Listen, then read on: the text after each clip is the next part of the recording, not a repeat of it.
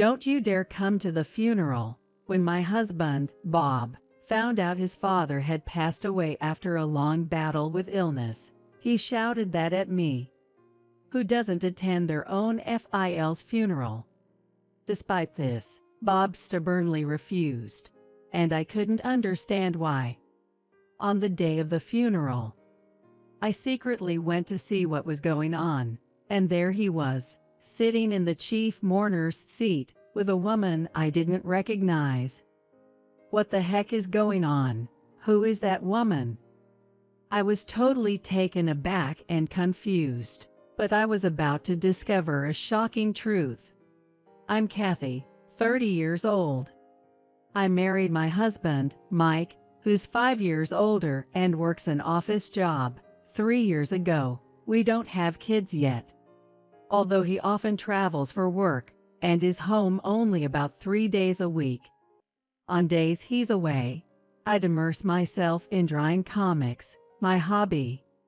And on his days off, we'd head out shopping or catch a movie, just enjoying our time together. His mom passed away when he was young, and his dad raised him and his sister on his own. Early in our marriage, we often visited his family's home, about a 2-hour drive away. But since his dad got seriously ill a year ago, our visits have become less frequent. Mike told me, "Dad doesn't want you to see him in his frail state, so I've been holding back from visiting." One day, as my husband returned from work, his phone rang. "Wah, Dad's gone." Hearing those words, I stopped preparing dinner. After hanging up, my husband let out a deep sigh. "Was that for real? Did you hear?" "Yeah." His condition took a sudden turn for the worse. The call came from my husband's uncle, Terry. It happened so suddenly that there wasn't even time to call my husband before his father passed away. The funeral is set for the day after tomorrow, and my husband seemed quite frazzled due to the suddenness. I gently approached him with concern, but his reaction was unexpected. "I'll go to the funeral with you." "No, you absolutely cannot come." "What? Why? I need to be there, right?" "Just stop it. Just listen to what I say, and stay out of it. Don't backtalk me." My husband rushed to his room with heavy footsteps, hastily packing his morning suit and a change of clothes into a bag. "Hey, tell me why. Just stop. I'm staying at my parents' house until my dad's funeral is over. Anyway, you better not come to the funeral." "Wait. Just wait a second." Ignoring my frantic pleas, my husband left the house. It's only natural for a wife to attend her father-in-law's funeral. Why can't I go then? I was left feeling frustrated and confused. Despite my reservations, I decided to call my sister-in-law, Jennifer, whom I don't normally communicate with. For some reason, she sounded distant. "Why do you know about Dad's passing, Melissa?" "I heard it from Mike." "Huh. I'm surprised Mike's still reaching out to you." Jennifer responded with a puzzled tone, and for some reason, our conversation didn't seem to align. But I didn't have the luxury of worrying about that. "Mike told me not to come, but I really want to attend the funeral." "I appreciate your sentiment, Melissa, but it might be best if you don't attend, given your position." "Why not?" "It's my father-in-law who passed away. I want to say my last goodbye. Please." After my persistent pleading, there was a brief silence before Jennifer spoke up. "All right, but this stays between us, okay?" Jennifer then told me the location and time of the funeral, but added, "Please arrive a bit late and sit in a less noticeable spot." I didn't understand this kind of treatment, but I contacted my workplace and was able to get bereavement leave to attend the funeral. Then, on the day of my father-in-law's funeral, as Jennifer had advised, I arrived a bit late to the venue. To my shock, there was an unknown woman seated next to my husband in the family section. Who on earth is that? Why is she sitting next to my husband? Feeling utterly lost but not wanting to cause a scene, I took a seat at the very back. Soon after, whispers from the row ahead reached me. Is that the woman, Hikari? Is she Max's new wife? Poor Max. I heard his previous wife just up and left after dropping off the divorce papers. That wasn't all. I overheard other attendees gossiping about me supposedly having an affair or being in debt. The shock was so intense, I felt drained, and my heart raced uncontrollably. I never filed any divorce papers, and we never even discussed separating. And what's this about remarriage? While I couldn't piece everything together, it was clear that the woman next to my husband was his new wife from the gossip.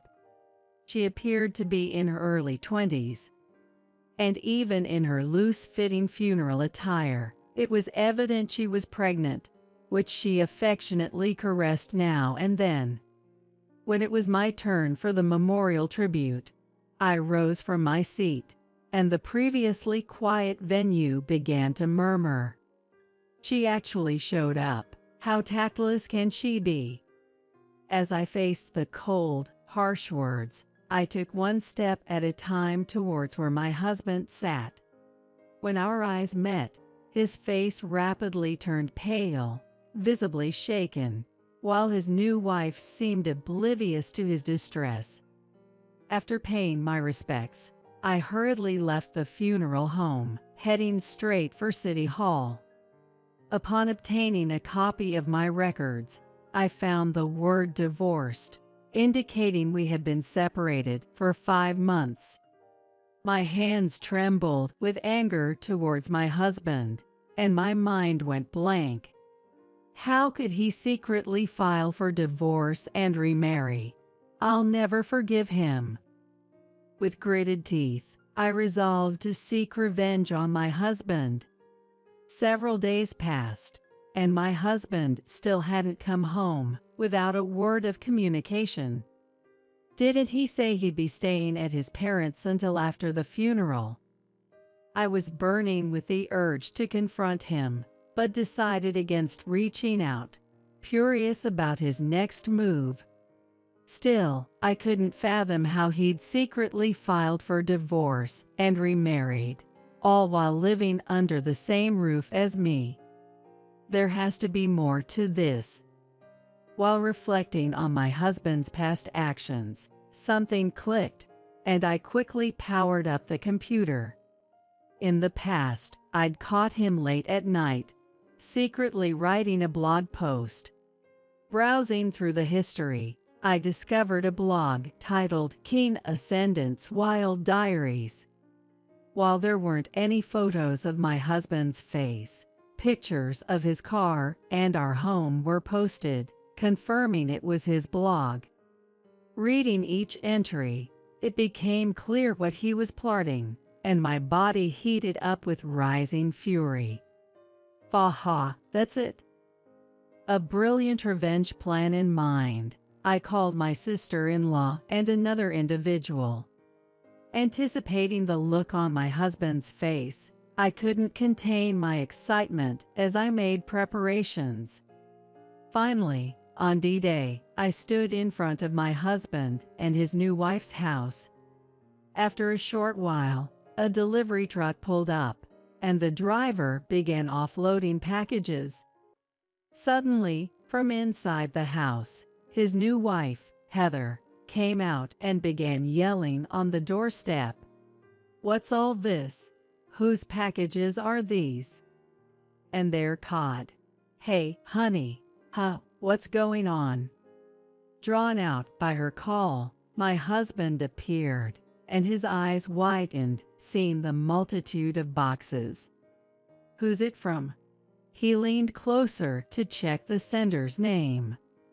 And suddenly, acting all suspicious, He spread his arms wide, attempting to hide the labels. Of course, it'd be that way. The label clearly read ex-wife, so there's no way he could remain calm. Seeing that, Heather exclaimed, "Ex-wife? What do you mean? No one told me about this." Without answering her, he hastily paid the COD fee of $250. Just then, our eyes met as I stood in the shadows of a lamppost. Why are you here?" "I got the address from your sister, Jessica." I turned to Heather, who was looking puzzled, and gave her a sweet smile. "Nice to meet you, Heather. I'm the ex-wife of the man who sent this package, Dave." "Excuse me. I'm sorry for the surprise. He filed for divorce without telling me just 5 months ago." When I showed her the marriage certificate, she looked shaken but said, "Let's not cause a scene outside," and invited me in. Once inside the living room, I began to speak, ignoring Dave, who was nervously shivering next to Heather. "Heather, when did you start seeing this guy?" "About a year ago. And he said he was single." "Unbelievable. So it wasn't just me he lied to. He deceived you too, Heather." "Hey now, don't spread rumors. Haha. It's just a small misunderstanding, right?" I was left speechless, seeing Dave laughing it off without a hint of remorse. "Submitting a divorce paper behind my back is outrageous. I'm demanding $30,000 in divorce settlement from you. It's only fair, given you've been cheating, right?" "What? Why the heck should I pay that?" Contrasting my infuriated husband, Heather seemed strangely relaxed. "Oh come on, don't be so stingy. Just pay it. Honey's a CEO. $30,000 shouldn't be a big deal, right?" Upon hearing that, I couldn't help but burst out laughing. Seeing my reaction, she looked puzzled. "Who said he's a CEO? You lied about that too. Heather, this guy's just your average office worker." "What, Jack? What's going on?" As she confronted my husband, he started making excuses, sweat forming on his forehead. "Heather, I'm sorry for lying, but my dad passed away, and I'm about to come into some big money." At my husband's foolishness, I could only shake my head with a wry smile. From his blog I found, it was clear he believed he'd inherit wealth once his ailing father passed away. He had misled his mistress, got her pregnant, and showed no concern, eagerly writing about how he was planning to secretly file for divorce from me. That moment when I slammed the printed pages of his blog onto the table. The doorbell rang.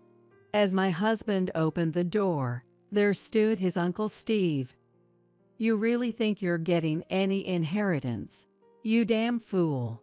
Actually, besides my sister-in-law, I had also reached out to this Steve. Before entering the house, I had called Steve on his cell and let him listen to our entire conversation. "You told the family that Rachel had cheated and left a divorce note before leaving, didn't you?" That's them. At Steve's loud voice, my husband was clearly flustered. Unable to come up with an excuse, he began to snap back. "That has nothing to do with not getting Dad's inheritance. I'm his son, for crying out loud. You've been removed from the inheritance. That's an entirely separate matter from the inheritance issue." What do you mean?" According to Uncle Steve, my husband frequently demanded money from his father-in-law's house even before he passed away. When the father-in-law refused, my husband would often lash out with harsh words or even get physically aggressive. Realizing he didn't have much time left, the father-in-law had already taken steps to disinherit my husband. Wait, just hold on a minute, so I won't get a single penny. I've got debts because I recklessly spent, counting on Dad's inheritance. What am I supposed to do now? That's your own doing, buddy. You know, your father wanted you to somehow turn your life around and become responsible.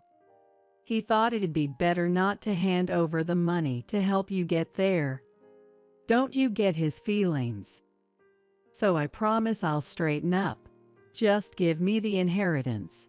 Although he felt nothing but disdain for his husband's selfish behavior, it seemed that his mistress, Jessica, felt the same way. I got with you because you said you were a CEO. I've got no use for a broke guy. Jessica, don't say that, please. Our baby is on the way, you know. She then let out a deep sigh and glared sharply at him. I'll have and raise this child on my own. All you need to do is pay alimony and child support, please. Jessica, forgive me. Though her husband was on the verge of tears, she relentlessly continued. I expect you to pay me alimony as well. You've got to be kidding. I don't have that kind of money. Oh right, Emily, let's give us another shot. Excuse me, you, who filed for divorce on your own, have the nerve to say that? Please, I'm begging you. Why don't you work and help pay off our debts? Don't mess with me. In frustration, I yelled back at my self-centered husband, pushing him away as he clung to my leg, sobbing. I left the house with Brian. Shortly after, I heard from my sister-in-law that my ex-husband was served divorce papers by Jessica and was sued for $20,000 in alimony and $500 monthly child support, on top of the $30,000 in alimony I claimed, and the mortgage for the house he shared with Jessica. My ex had to work like a mule from dawn to dusk. Meanwhile, I've been enjoying a carefree life, living on my own. I became friends with my former sister-in-law, Samantha, and sometimes when she stays over, we have lively girl talks late into the night. And when I posted a comic based on my ex-husband's blog on social media, the response was incredible. Now it's getting published. Every day, I'm excitedly pondering what to title the comic, making each day a joy.